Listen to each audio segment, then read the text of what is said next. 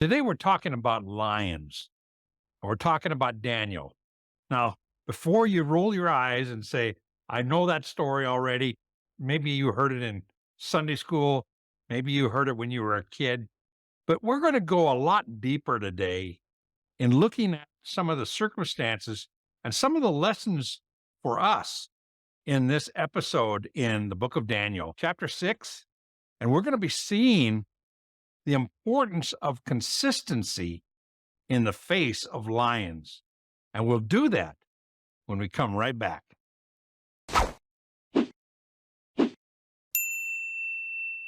Hi, and welcome to Bible Study with Friends, where our goal is to help you get more impact from your Bible study. I'm here with my friend Kyle Grinstead. We're going to do something interesting today, and that is we're going to study a portion of Scripture that a lot of us have very strong kind of familiarity about. A lot of us have had this story of Daniel in the lion's den taught to us from Sunday school, maybe even read a little book on it when we were kids. But today I want to go through this study, not assuming that it's just a little story, but looking for what can apply to our lives today. We're going to go through it pretty quickly, Kyle, but I want to stop and look at specific things because we know the story fairly well, or maybe we don't. We'll see. So as we go here, let's pick up at chapter 6, starting at verse 1, and just go through it. And we're going to be stopping and looking, making some observations as we go here. All right. It seemed good to Darius to appoint 120 satraps over the kingdom, that they would be in charge of the whole kingdom, and over them 3 commissioners, of whom Daniel was one, that these satraps might be accountable to them, and that the king might not suffer loss. Okay, now wait a second here now.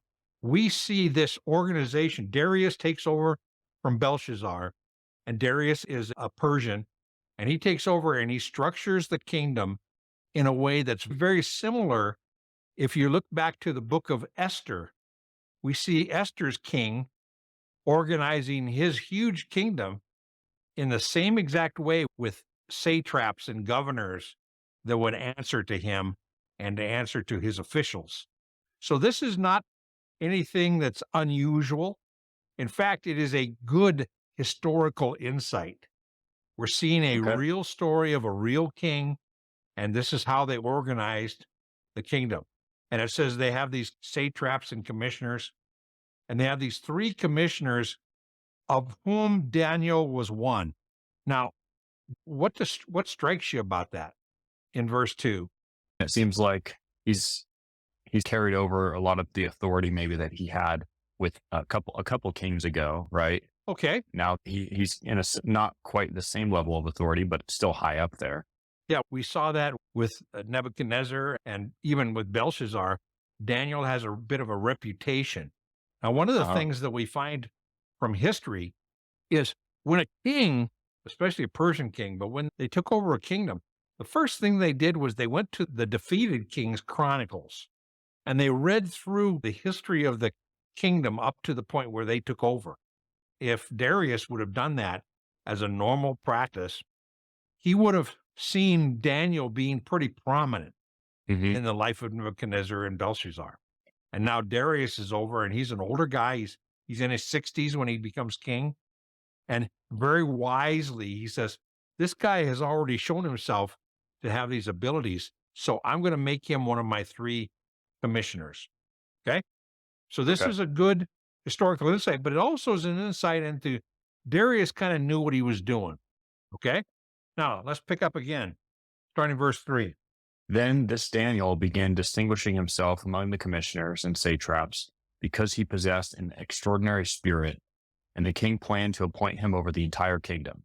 Then the commissioners and satraps began trying to find a ground of accusation against Daniel in regard to government affairs, but they couldn't find no ground of accusation or evidence of corruption, much as he was faithful, and no negligence or corruption was to be found in him.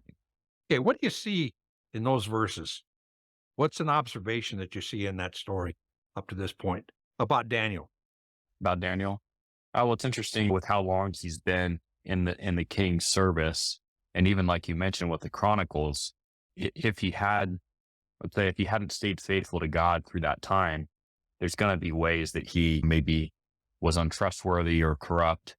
But I think it shows the pattern of his life up to that point. Even over many years, we talked about there's gaps in the story. Okay. He's been faithful and trustworthy to the kingdom, Okay. the Now, king. what we see here is very contemporary in that the satraps, the lower officials of the government, started to envy Daniel's position with the king.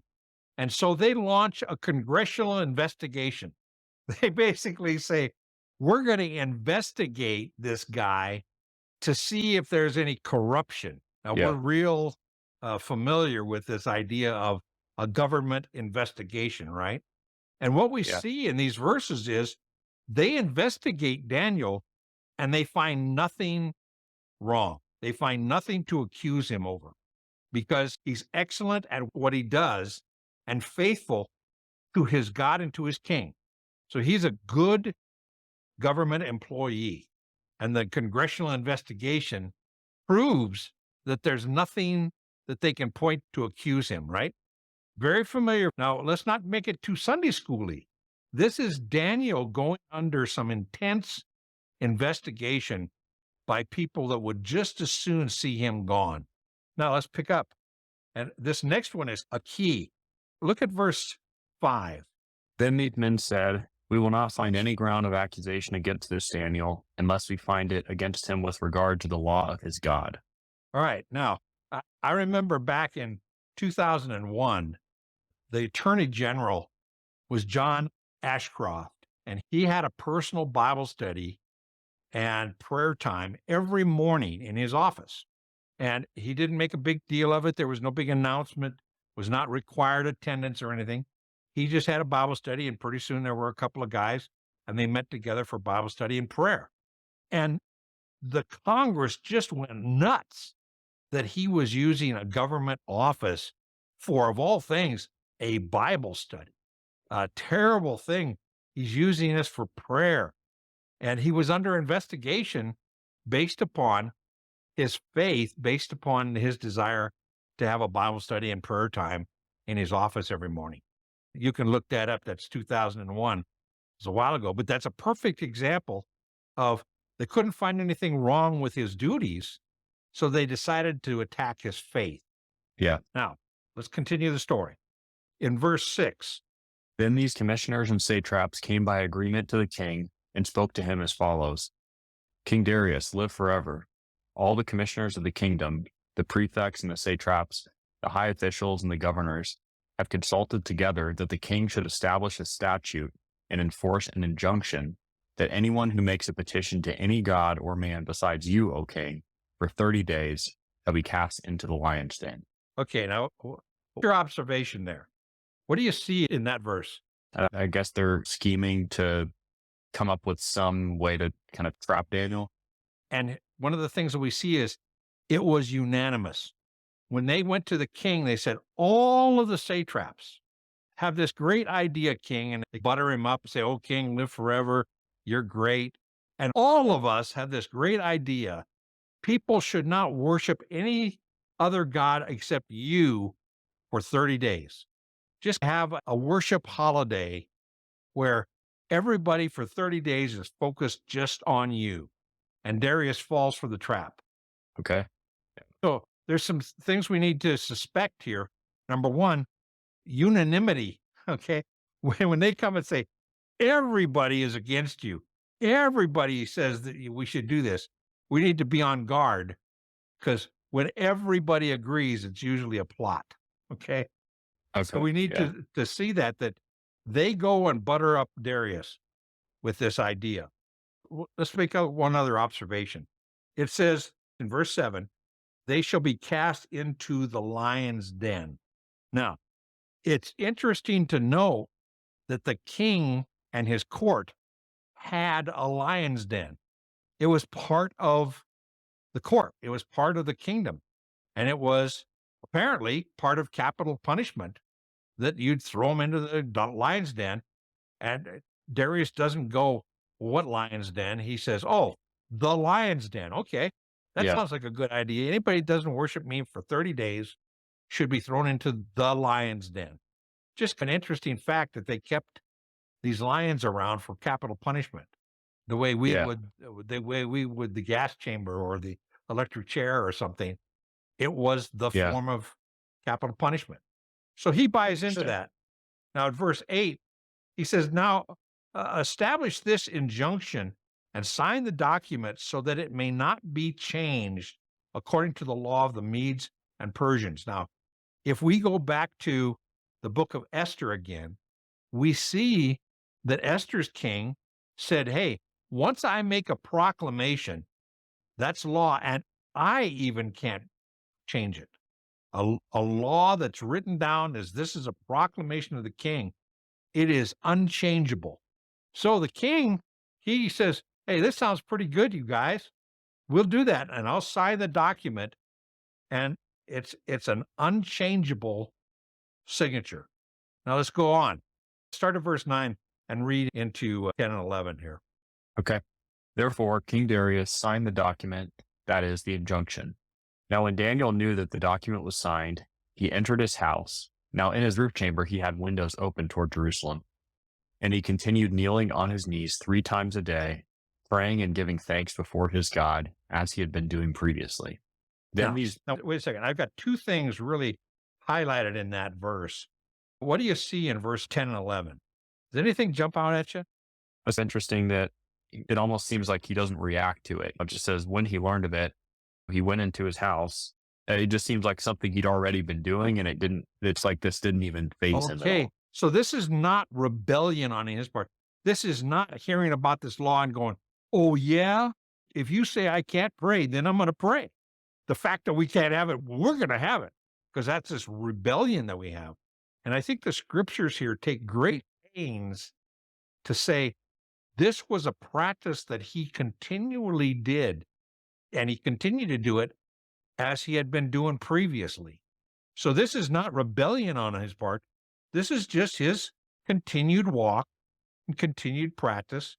We see that in this word continued, and we see that he began praying and giving thanks before his God as he had been doing previously. And then Yeah. down in verse 14, it says, "O king, to the injunction which you signed, but keeps making this petition 3 times a day." This is something that he is just continually doing. This is not rebellion against the government, against this proclamation. It's like us saying there's this law that passes that there can't be prayer in school. So I'm going to get all excited about getting my kids to pray in school. Did your kids pray in school before the law was passed? No, but they shouldn't be telling me I can't. You see what I'm saying? Yeah. Yeah. You Because know? it becomes off, it almost takes away from if he had, let's say he had just started praying in rebellion, then it's like, is it real prayer or is it just, Exactly. to push against the government? Yeah. Exactly. So there's none of that here. He continues to do what he's been doing. And the guys that did this law against him, they know that he does this. It's no surprise that he does it. And he doesn't do it in secret. But he doesn't make a big deal out of it. He just continues praying to his God no matter what. And that's a great question for us is how do I react to the government? Am I reacting as part of my normal life before I heard about the law? Or am I trying to be rebellious? That's not what Daniel is being here. Now let's continue on. Starting at verse 13. Okay. Then they answered and spoke before the king. Daniel, who is one of the exiles from Judah, pays no attention to you, O king, or to the injunction which you signed, but keeps making his petition 3 times a day. Then, as soon as the king heard this statement, he was deeply distressed and set his mind on delivering Daniel. And even until sunset, he kept exerting himself to rescue him. What is that saying? What is that saying about the king? Says he cares more about Daniel than his own pride, even. But it seems Yes. like, There's a respect yeah, there. yeah, And he is more interested in trying to save Daniel than he is in looking stupid for this law. But he's mhm, stuck because even he cannot overrule his own law. Okay. So he's stuck. And he makes a very interesting statement here. Let's go look on. This is very telling. The king kept trying to rescue him. Verse 15. Then these men came by agreement to the king and said, "Hey, recognize, O king, that it is a law of the Medes and Persians that you can't, no injunction or statute which the law established may be changed." In other words, we got you, right? Yes. So now there's this political pressure that, hey, you can't change this law. Then the king gave orders, and Daniel was brought in and cast into the lion's den. And look what the king says in the second half of verse 16. He says, "Your God, whom you constantly serve, will himself deliver you." So he knew this was not rebellion. This is something that he's been constantly doing. And he says, this God that I've heard about, I've read about Mhm. I read about the three friends who your God delivered it. I read about Nebuchadnezzar's death sentence and how you came along and delivered the Chaldeans from death. And I know your God, whom you constantly serve, he will himself deliver you. And a stone was brought and laid over the mouth of the den, and the king sealed it. And this is where we get the Sunday school story. He seals it. He says this breaking the seal is against the law and is a death sentence in itself. Then the king went off to his palace and spent the night fasting, and no entertainment was brought before him, and he couldn't sleep. His sleep fled from him. And the king arose at the break of day and went in haste to the lion's den. When he had come near to Daniel, he cried out with a troubled voice. The king spoke and said to Daniel, and the rest of verse 20 says, "Daniel, servant of the living God, has your God, whom you constantly serve, been able to deliver you from the lion's den?" Now, that's an interesting little phrase. That was he able to deliver you? Do you remember what the three friends who are going into the furnace of fire said? Did they say something about our God is able to God deliver is us? able. God is able. And he had read that account. And he Yes. says, Daniel, this is a night in the lion's den. And he's got expectation that God could help Daniel, because he yells out, "Hey, Daniel, was your God able to deliver you?" Like I said, very interesting. What happens here? Let's continue on reading. Verse 22 to 24. And my God sent his angel and shut the lions' mouths, and they have not harmed me, inasmuch as I was found innocent before him, and also toward you, O king, I have committed no crime. Then the king was very pleased and gave orders for Daniel to be taken up out of the den. So Daniel was taken up out of the den, and no injury whatever was found on him, because he had trusted in his God. The king then gave orders, and they brought those men who had maliciously accused Daniel, and they cast them, their children and their wives, into the lion's den. And they had not reached the bottom of the den before the lions overpowered them and crushed all their bones. Then Darius the king wrote to all the peoples, nations, and men of every language who were living in all the land, "May your peace abound. I make it a decree that in all the dominion of So, my okay, kingdom." let me interrupt you here Okay. before we get into that. If in the story, when Daniel answers King Darius and he says, God sent his angel, he doesn't say God sent an angel. He says God sent his angel. And there's a real discussion amongst the scholars that says this wasn't just an angel who came, like Gabriel, who's going to come and visit him later. This was the angel of the Lord. So there's some real discussion whether the person that was sent by God to comfort Daniel during the night and to shut the mouth of the lions was Jesus. Well, Interesting thing, because of that term, he sent his angel, not just an angel, but he sent his angel. is that And that similar makes to in the fiery furnace? Wasn't the fourth person? Is that the the same kind of thing. He had appearance like the Son of Man. You know, so we see Jesus showing up again in the life of Daniel. It's okay if it's just an angel, but I really think that the emphasis on this, he sent his angel to yeah? comfort me. And then Darius says, okay, wow, that's amazing that you were in the lion's den and you didn't get eaten up, because these lions were prepared to be the capital punishment. They were kept hungry so that they would be ready at any time for capital punishment. In fact, he throws these accusers in and they're eaten up right away. In Hmm. fact, he says they throw them into the pit, and before they even hit the ground, the lions were on them and tore them to shreds, right?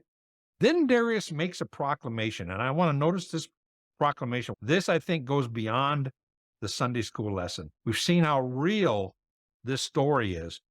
But Darius in verse 26 and 27, he says six things. He makes six comments that are really good, solid doctrine about who God is. Read those and let's look at them and count them together. Verse All right. 26. You make a decree that then all the dominion of my kingdom, men are to fear and tremble before the God of Daniel, for he is the living God and enduring forever. All right, And number his one, king, he is a God who's alive. It's not just some dead statue.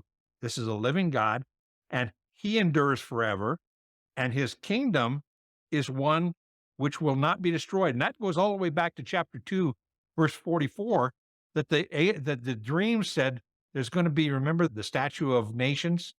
yeah. And said there's going to be a kingdom at the end that's going to be a kingdom that lasts forever and a kingdom that does not end. And he says here, that's the God of Daniel. Do you think he's connecting those dots? I keep reading. His kingdom is one which will not be destroyed. Keep reading. And his dominion will be forever. Now, this is the king of Persia saying and making a public decree the way Nebuchadnezzar did. The God of Daniel should be feared and respected because his dominion, his kingdom will last forever. His kingdom is one which will not be destroyed. And his dominion, which means his reign, will be forever. Now, this is the king of Persia saying Daniel's king is even more powerful than I am. Yeah. And he delivers and rescues and performs signs and wonders in heaven and on earth, who has also delivered Daniel from the power of the lions. So Daniel enjoyed success. Those six things, if you reread those verses, that is good doctrine of who God is and his dominion and what he does. Just like with the three friends, just like with all of the Chaldeans, God is a God who miraculously rescues by doing signs and wonders. This is a Yeah. way of impacting another king. He impacted Nebuchadnezzar, and Nebuchadnezzar, I think, became a believer. And Darius is getting close here to a proclamation of God as who God is and his power and his might. But he doesn't say, my God is the God of Daniel. This is Yeah. all Daniel's God is a fantastic God. And I'm making a proclamation that Daniel's God should be respected. Now, the reason he does that is so that there'll be no more government accusations about Daniel's faith, because Mhm. Daniel's faith and Daniel's God is now off limits, which is the Yeah. miracle. Like in that verse in 26, men are to tremble and fear before the God of Daniel. So yeah, rather it's like almost the polar opposite of accusing Daniel of his faith. It's actually, no, you need to respect his God. And this is now a law, a proclamation, and it can't be changed, that there'll be no Yeah. more accusations about Daniel's God, because Daniel's God is to be feared and respected and honored. And Daniel is going to serve. And it's very interesting here that we see Daniel faithfully serves his God while at the same time being a faithful employee to Darius. They're not two different things. At no time does Daniel say, I can't serve a heathen. I'm a believer in Yahweh. I can't. No, I can serve Yahweh by serving Darius as a testimony to the fact that I am a person of faith and I have faith in the God of the universe, a God with dominion will never end. And by that testimony, I will have an impact as a good employee. And that's the story we get with Daniel in the lion's den. It isn't about the miracle. In fact, the miracles of Daniel being delivered from the lions and spending the night with the lions is an anticlimax. It's what it is. It's about this investigation and the accusation about Daniel's faith and the fact that God delivers him. And Darius goes, wow, this God is an amazing God. And now I'm going to make a proclamation. No more accusations about Daniel's God. No more government accusations. In fact, all the guys that brought this great idea to the king are going to be killed by the lions that were going to kill Daniel. You see how we can go a lot deeper and make a lot more contemporary the Sunday school lesson of Daniel in the lion's den and the hungry lions, and there's an angel there and he closes the mouth of the lions. It's really not about that. Yeah. Yeah, I like your perspective, shifting the focus onto that kind of onto the interplay between faith and government. I thought that was helpful. Even what we Yeah, talked about earlier, not being rebellious for the sake of being rebellious. It's fine to be rebellious if it's a result of your true and living faith, but not just to push against. so that'd be like somebody saying, okay, you can no longer tell people about Jesus. I'm sorry, I'm going to continue to tell people about Jesus. It isn't that I'm going to start telling people about Jesus just so that I can violate this law. No, Yeah. I'm going to continue doing what I've been doing. And that's the story of Daniel. Consistency in his life, even in the face of lions, and God rewarding that consistency with a blessing. He's going to bless Daniel in the eyes of Darius, the king. And we start to see this moving. Now, God has moved in the life of Nebuchadnezzar. He's moved in the life of Belshazzar. And now he's moving in the life of Darius, the Persian king. And we're going to continue on in our story next week. Today, we've been talking about consistency and how God can do miracles and honor us for being consistent in our lives, even before there's a crisis. I want to recommend a video to you. It's called Who or What Intimidates You? It's out of 1 Samuel 17, and it's the story of David and Goliath, another Sunday school story. And we hope you enjoy it. And listen, be blessed, and we'll continue with our study in Daniel. And until then, God bless you.